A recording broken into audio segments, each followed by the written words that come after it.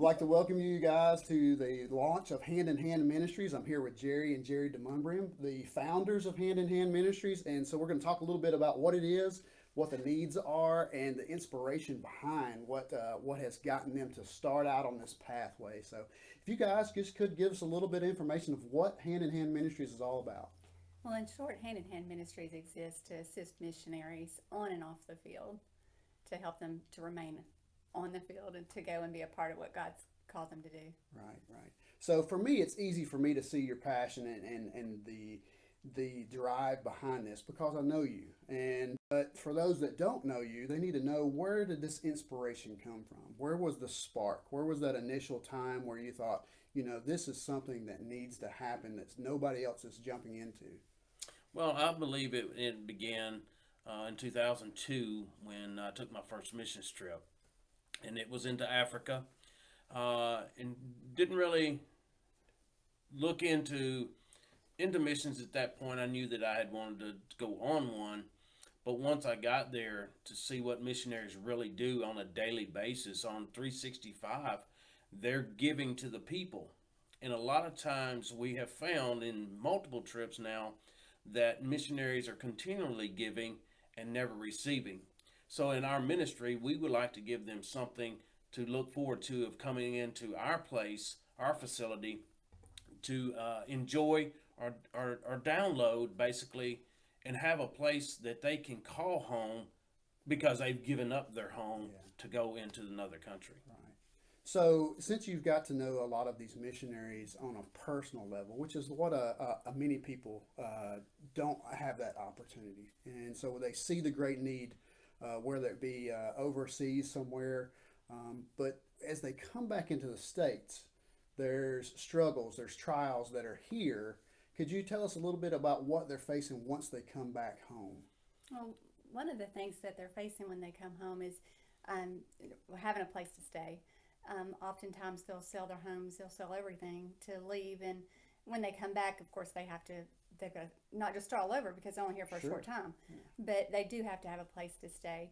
And they're traveling, they're meeting with other churches and individuals to raise a budget, to raise their money in order for them to go back. And two, they see, a lot of their friends, people that they knew, have moved on. They may be gone for 4 years, 2 years, 4 years, even longer. And when they come back, of course, as we see with our kids, as they grow up, in 4 years' time, a lot of things change, and those relationships also change.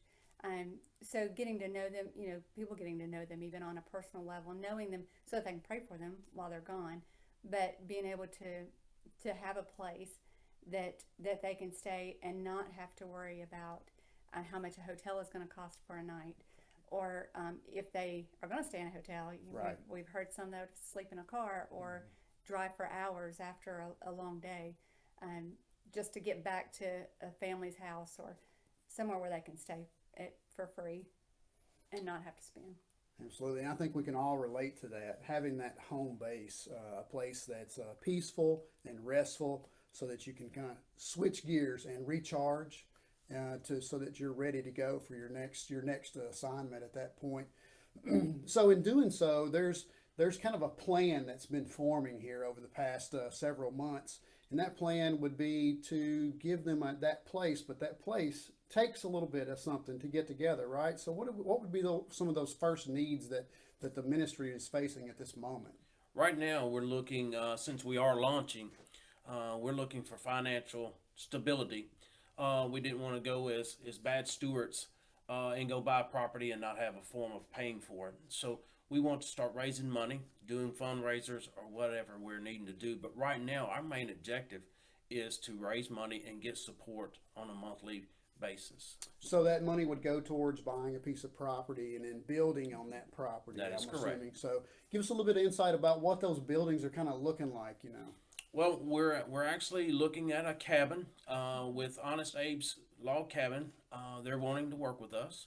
But we're looking at about a 700 square foot cabin that we're wanting to set up a 2-bedroom, 1 bath, and a small kitchen, things of that nature, to where it's something that they can call home but not feel cramped. Yeah. So kind of give them that kind of the mountains feel, you know, with the log cabin, and so a little bit of serenity, a little bit of peacefulness, getting off the beaten path somewhat, and giving them a place to really rest and recharge before going back out on the road. So I know that we've also talked a little bit about connections. Oftentimes they have somewhat of a connection because they have people sowing into their ministry, but it's often hard to make other connections because they're kind of so streamlined. They've got to hit the churches and the ministries that are supporting them. So tell us a little bit about that part of the ministry.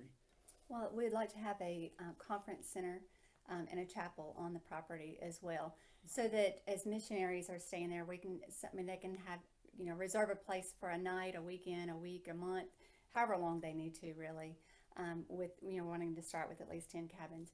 But with having the conference center and having a chapel there, then we want to be able to open that up so that churches can come and have events, have mission conferences, or even some intercultural training, being that there's so many people living right here where we are, from different countries, different backgrounds, as far as different religions, and be able to learn some of those things from our missionaries as to how to be able to minister to them right here where we are.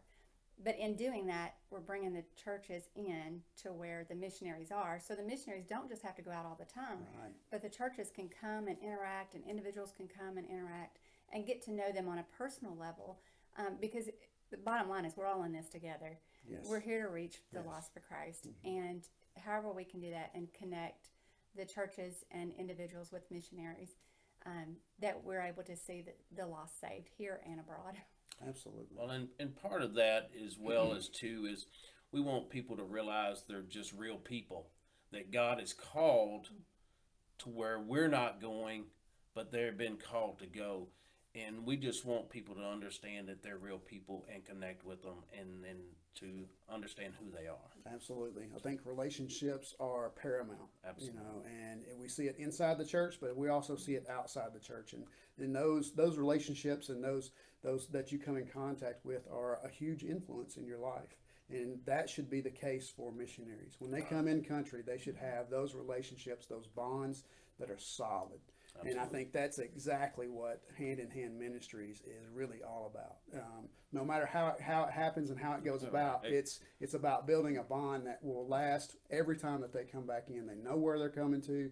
They know a great people that they're coming back into. So for more information about the ministry, you can visit us at handinhandministries.org or on our Facebook page at Hand in Hand Ministries. And if you'd like to contact the ministry, you can email us at info@handinhandministries.org. So we look forward to hearing from you, and we're going to have another video coming soon, so keep your eyes out.